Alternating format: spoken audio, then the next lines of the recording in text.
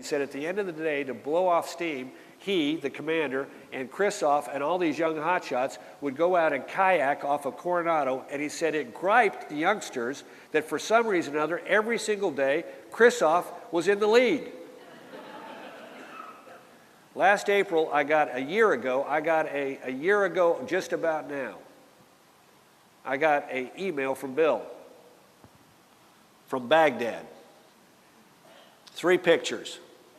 First one was him in the operating suite in Baghdad doing some bone reconstruction. And he was complaining. He said, all I get is sports injuries. All these young Marines roughhouse and play football and basketball and bang themselves up. And he said, I think it would be better if I was in Afghanistan where people are getting shot.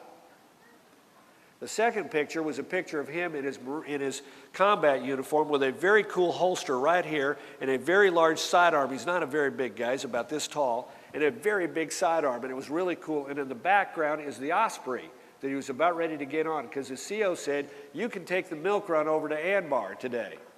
And the next picture is Bill having lunch in Anbar with Austin, his son, first lieutenant now. Bill sends these to me. I wrote them back and I said, thanks for sharing these. I said, you know, I'd like to talk about your story. I'd like to put it in my book, and I'd like to write a column in the Wall Street Journal about it. And a day or two later, he wrote me back and said, if you think it's useful, do it. I've talked to Christine. Go ahead and do it. So I did. I wrote a column about it. And this is in my last chapter of my book. For a reason I'll explain in just a second. I wrote the column, and it appeared the first week of May. The day that it appeared, on a Thursday, I got an email from Bill saying, first of all, thanks for being so nice to Christine. And then he said, I don't know if it was fortuitous or not, but he said this morning, the day that my piece appeared, he said, the Navy offered, and I've accepted, a 3-year extension of my active duty status in the United States Navy Medical Reserve. This guy will turn 65 years old serving as a doc for Marines.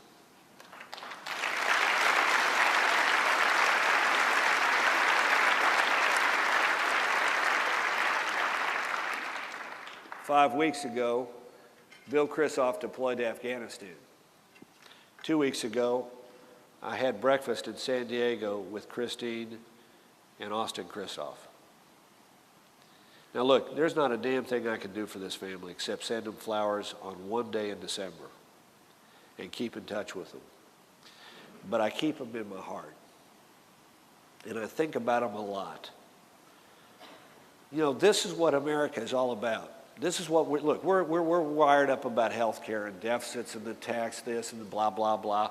But you know what? At the heart of it, it's about keeping our country the kind of nation that inspires people like that to step forward and serve in a time of need. And that day, that episode, those days, caused me to think about my experience in the White House in an entirely different way. I looked back and saw all that I'd seen and saw it in a different light. I thought differently about the Phi Beta Kappa graduate from Harvard in math, whom I met while he was teaching math to 7th graders in a Harlem charter school. At the time I said to him, why are you doing this? And he said it seemed like the right thing to do. I remember going to Mecklenburg County, right up here in Charlotte, North Carolina, and meeting with business executives who not only ran big enterprises, but also found time each day to personally mentor a single welfare mom and help her on her journey from dependency on government to independence and respect through work. I remember meeting the young couple, the doc and the nurse from Fargo, North Dakota, who had a comfortable existence in a wonderful town where they'd grown up, and yet their faith called them to serve a cause greater than themselves, and so they picked out the poorest place in America and moved to the Mississippi Delta in order to provide health care to people who didn't have it. This is a great and grand country because we have people like the Kristoffs and others who are willing to serve and sacrifice on behalf of our great land in whatever way they can. No, we can't all join the Marines at 61, but by God, we can all find a way to serve and love our country. So, you know, we're all wrapped up about politics, and that's the way it ought to be. But let's remember what it's really all about. It is about nurturing and continuing and fostering that sense of dedication. Because as long as our country finds people like that, As long as we somehow find it within ourselves to rise up in a moment of danger and serve. When we find it impossible to rise up and serve a neighbor like we'd like to be loved ourselves, then America is going to remain exactly what it is. Not simply the greatest nation on the face of the planet, but the greatest nation in the history of the world. Thanks for having me here tonight. Thank you.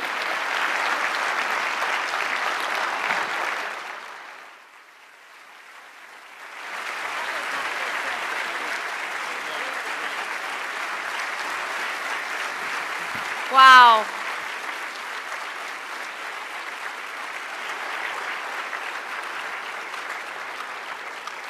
What an unbelievable evening.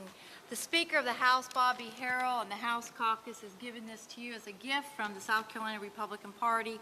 It's the flag of the state that hung over our Capitol, and we give it to you, and thank you so much for giving us your time tonight. You bet. Thank you. Thank you, Karen. Thank you.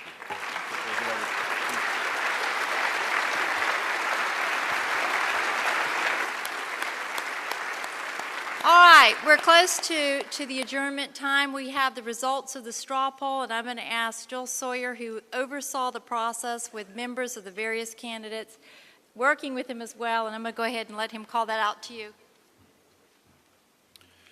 First of all, thanks to all of y'all who participated in our voting tonight. I'll start with the Superintendent of Education. The winner was Mick Zase with 54% of the vote, 209 votes. Second place was Kelly Payne with 23% of the vote, 88 votes. Comptroller General, our Comptroller General Richard Ekstrom is the winner tonight with 65% for 272 votes. Mr. Mellinger, Mike Mellinger with 35%, 144 votes. For Treasurer, Converse Chellis is the winner with 61% of the votes, 264 votes. And Curtis Loftus with 39%, 168 votes. For Attorney General, the winner is Alan Wilson with 48% of the votes, 211. In second place, we have Leighton Lord with 41%, 181 votes. And in third place, Robert Bolches with 11%. For Lieutenant Governor, Ken Ard, 51% of the vote. He had 227 votes compared to Bill Connor with 170 votes, or 38%, Larry Richter with 7%, and Eleanor Kitzman with 4%. Finally, the closest race of the night by far was the governor's race. We had Gresham Barrett with 37% of the vote as the winner. He had 177 votes, a 13-vote difference between Henry McMaster's second place with 164 votes, 34% of the vote. Third, Nikki Haley with 19%, and Lieutenant Governor Andre Bauer with 10%. Thank you all very much for participating again.